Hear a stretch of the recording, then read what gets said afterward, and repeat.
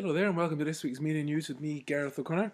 To kick things off, it's a happy 21st. To who, you may well ask?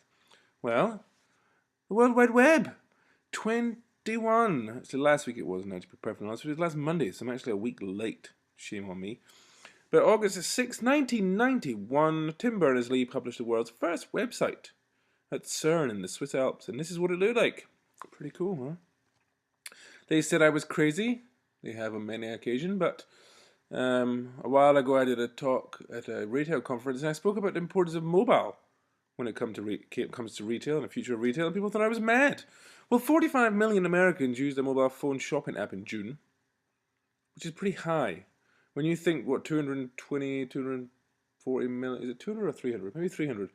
But they reckon it's about 50% penetration in the US when it comes to smartphones. So you can say it's nearly a third to a half of all smartphone users are using a shopping app in the US.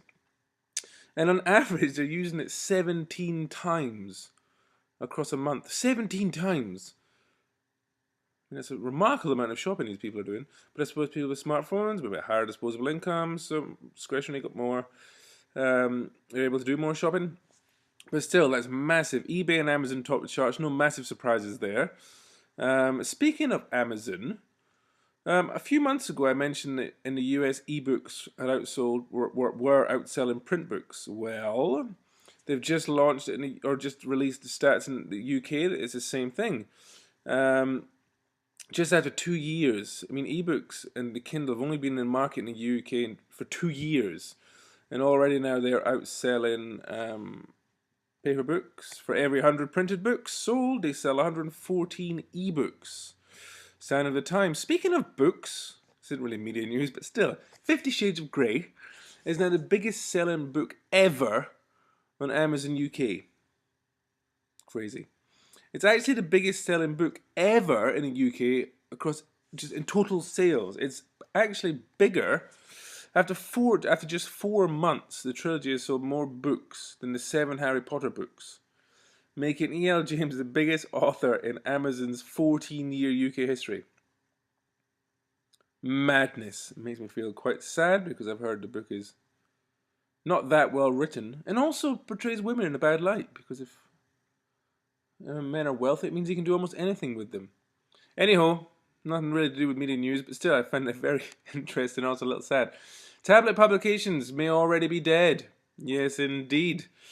Although tablets are kind of, they say, the savior of print, and certainly Kindles is certainly the savior of books, or the future of books. The last few weeks has cast an ominous shadow over the niche industry, following substantial staff cuts at News Corp. Granted, News Corp are going through a lot of problems, but News Corp's a daily, and a decision by Huffington Post to give up charging for its iPad magazine after just 5 issues. I don't think this format is dead. News Corp is probably not a great example, but it does go to show that you should not put all your eggs in one basket. And again, if the content's good, people will pay for it. But certainly, if you were just going to launch an iPad only edition, you're probably shooting yourself in the foot, really, because of course so many people are still buying magazines, and if you look at stats in NZ, people adore and love magazines. Every platform, potential opportunities to make the most of them all. Is kind of how I see it. It's the same with, obviously, your advertising. Don't put everything in one bucket. Spread yourself across. Give yourself multiple touch points. Expand and spread the story. Big narrative arc. Spread the story across multiple platforms. Don't just do the same thing in every place, though. Starbucks invests in Square. Square, I covered off a while ago now. But Square is a mobile credit card reader and payment system, and will soon be in all Starbucks in the US. Why do I keep saying Starbucks wrong? Square will process all of Starbucks credit and debit card sales, which is pretty huge. Starbucks, of course, invested $25 million in Square. But in March, the company took mobile payments a step further and launched Square Register, which is very cool. The full point-of-sale system for businesses allows merchants to accept payments, track store inventory, and share information such as menus with their customers via the Square's mobile app. But from a kind of CRM point of view, this is a wonderful thing because, of course, everything can be stored on the mobile. Everything can be stored about that company, or that merchant, should we say, can store all of the customer's details. So when you walk into the store with the phone, they actually know you just walked in. And then, of course, they can bring up your transaction history so they know what it is you bought, building a far greater and deeper and meaningful, I guess, relationship with both company and customer. But this is a huge thing for Square, and obviously Square was set up by one of the founders of Twitter. Um, so certainly a man for making companies that are a success. Too busy to read? Well, are you? It may worry some of us, because I guess some of us are very time poor, but worry not. Worry not. SoundGecko is here. And this is SoundGecko. If you put in any web page into here, give it a try, it will convert that web page into a handy MP3 so you can listen to it on the go. Which in a way is kind of cool, because quite frankly you can't get through all the news that you want to get through. But if you're traveling public transport or in a car, you can just listen to it whilst you go. Kind of cool. What's next for Google? Fiber internet. That's what.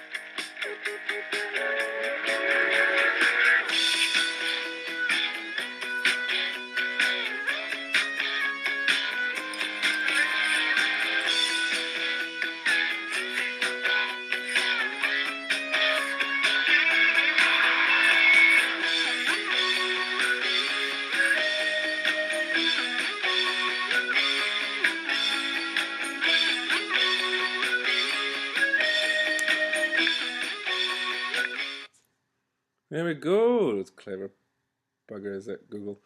And they're going to try and roll it out across the state. I believe the first place is Kansas City. I could be wrong, but that's what I believe. Drink. Yeah, why not? This is a very nice piece of work that was done by Amalgamated and for their client Ultimate Vodka in both Chicago and New York. I like this. It's very nice.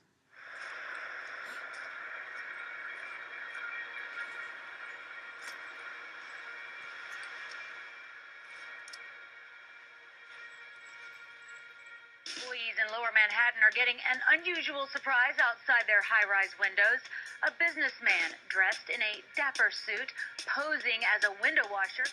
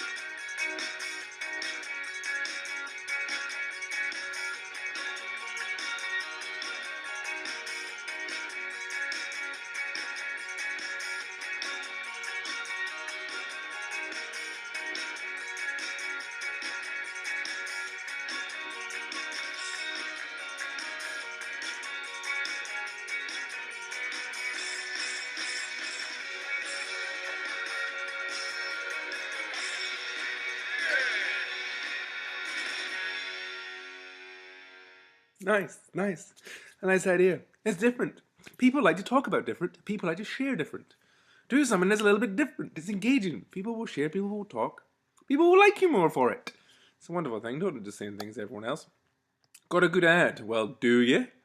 Get it online. New research from Nielsen in the US have shown that customers are more tolerant of ads in long-form content. And if you have a nice brand ad, wouldn't you rather have it in a place where people get to see it and watch it in its entirety when it's not surrounded by lots of cheaply made retail ads? Nielsen said only 13.5% of videos were skipped. Granted, some platforms allow you to skip ads, some platforms don't, but still 13.5%. The rest were viewed. Some people may well say that they weren't really paying attention, but still, are they paying attention when it's on television? At least when it's online, you can get an interaction from it, but still, don't you want to find nice clean space where your ad can be seen away from the massive retail noise? It's a similar sort of thing with cinema. If you've got a nice brand ad, get it on cinema. Find clear air for yourself, be seen, find an engaged audience. Just a thought. Facebook are loving app developers now, and they've continued to show focus on mobile, which of course is what they need to do. 3 months ago they launched the App Center, which I mentioned, which is kind of a center for app developers to make apps and push them out. Well, now they're giving app developers opportunity to run mobile ads to their 500 million plus mobile users.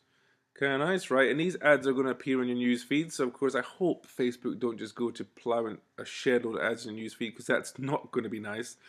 But at the moment, it's the only thing they can advertise really on mobile. But of course, when you see those ads, you'll then be sent through to iTunes or Google Play. So I guess a good thing for Apple and Google on the Facebook platform. Maybe they're becoming friends again.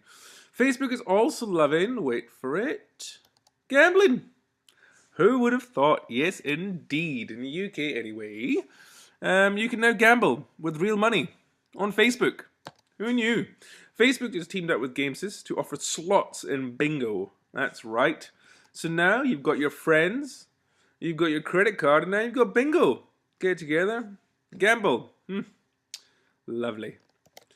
It's good to listen to your customers sometimes. Since New Zealand began, there have been those destined to forge this country's path. People like Upper Hutt resident Amber Johnson, who recently asked, "Dear Griffins, whatever happened to those orangey, chalky chocoate bickies from the 80s? These 11 words mobilized an army of like-minded Kiwis to shout, and Griffins to say, yeah, let's bring back Chocoade. So now, Chocoade, thanks to Amber Johnson, can once again be enjoyed by Kiwis again.